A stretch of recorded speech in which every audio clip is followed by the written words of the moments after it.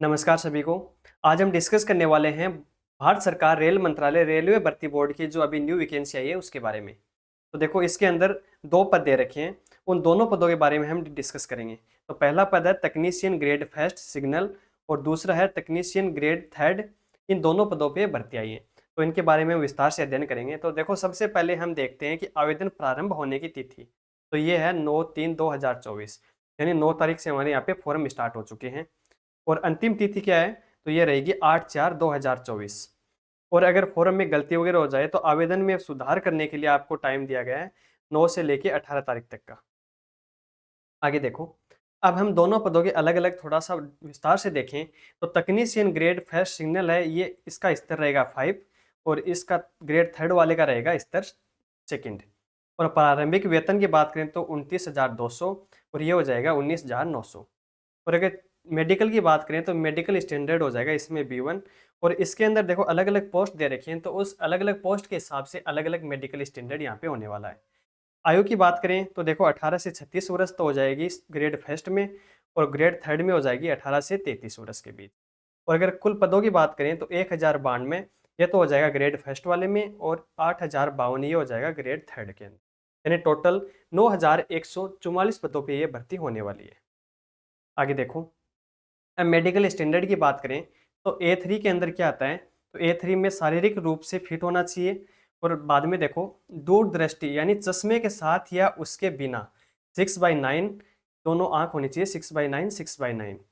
ठीक है, और लेंस की क्षमता है वो 2D से अधिक नहीं होनी चाहिए, पहली कंडीशन तो ये तो हो गया दूर का। और निकट की अगर बात करें तो इसके अंदर देखो 0.06 0.6 और 0.6 ये है चश्मे के साथ या चश्मे के बिना। और कलर विजन, दूरबीन विजन, नाइट विजन और मेसोपिक विजन के लिए टेस्ट पास होना जरूरी है। तो ये तो हो जाएगा A3 के लिए। अगर B1 की बात करें तो इसके अंदर भी वही शारीरिक फिट तो होना जरूरी है, लेकिन ये इसमें दूरदृष्टि के अंदर 6/9 और 6/12 चश्मे के साथ या चश्मे के बिना ये यहाँ पे अलाउ है। दूसरी कंडीशन है कि लेंस की जो क्षमता है वो 4D से अधिक नहीं होनी चाहिए। निकट दृष्टि के लिए वही 0.6 होना चाहिए जब पढ़ना या बंद काम करना आवश्यक हो। और साथ में वो सेम टू सेम रहेगा, कलर विजन, दूरबीन विजन, नाइट विजन और मेसोफिक विजन टेस्ट पास होना चाहिए। और B2 की बात करें तो B2 के अंदर वो 6/9 और 6/12 4D से अधिक ये सेम टू सेम रहेगा। आगे देखो, आगे हम बात करें अगर आयु सीमा की, अगर हम बात करें यहाँ पे तो आयु सीमा में देखो ग्रेड फर्स्ट वाले में 18 से 33 वर्ष दे रखी है, और ग्रेड थर्ड में 18 से 30। लेकिन आपको आयु में यहाँ पे छूट मिल रही है 3 वर्ष की, यानी 18 से 36 और 18 से 33। अब देखो SC और ST के लिए है 5 साल की छूट, और OBC के लिए है 3 साल की। तो ये इंपॉर्टेंट यहाँ पे होने वाला है।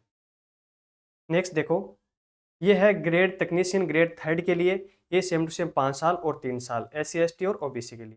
और अगर आप इसके अलावा किसी कैटेगरी में तो आप इस PDF को देख लेना, ये PDF आपको टेलीग्राम चैनल पे मिल जाएगी। आगे हम बात करते हैं भर्ती प्रक्रिया की। तो देखो इसके अंदर कौन कौन से चरण होने वाले हैं।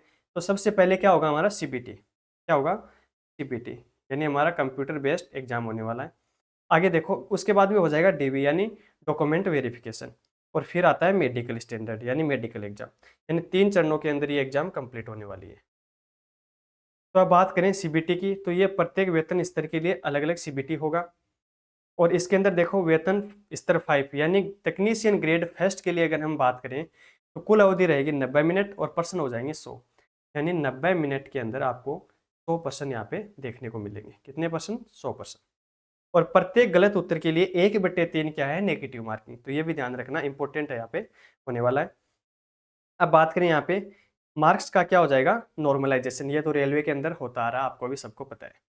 और यहाँ पे देखो पात्रता के लिए न्यूनतम पास, तो ये हो जाएगा UR और EWS तो 40%, OBC के लिए 30, SC के लिए 30 और ST के लिए 25। और यहाँ पे PWD कैंडिडेट इनमें 2% की छूट दी जा सकती है। आगे हम बात करें अगर सिलेबस की, तो वो देखो यहाँ पे है तकनीशियन ग्रेड फर्स्ट के लिए। तो देखो सामान्य जागरूकता, प्रश्नों की संख्या हो जाएगी 10 और अंक हो जाएंगे 10।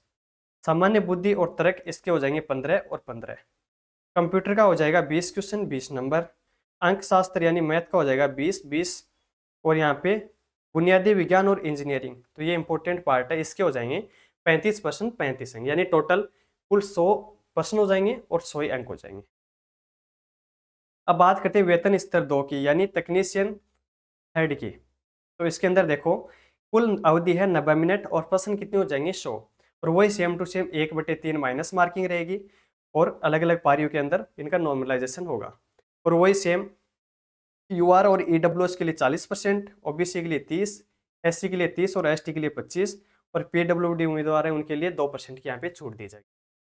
अब बात करें इनके सिलेबस की, तो सिलेबस में देखो सामान्य जागरूकता और समसामयिक मामले, विज्ञान, प्रौद्योगिकी, खेल आदि से यहाँ पे क्वेश्चन पूछे जाएंगे। तो देखो अंकशास्त्र के 25 क्वेश्चन 25 नंबर, सामान्य बुद्धि और तर्क यानी रीजनिंग के यहाँ पे 25-25, और सामान्य विज्ञान के क्या यहाँ पे हो जाएंगे 40-40, और सामान्य जागरूकता 10 और 10, यानी टोटल 100 क्वेश्चन 100 नंबर।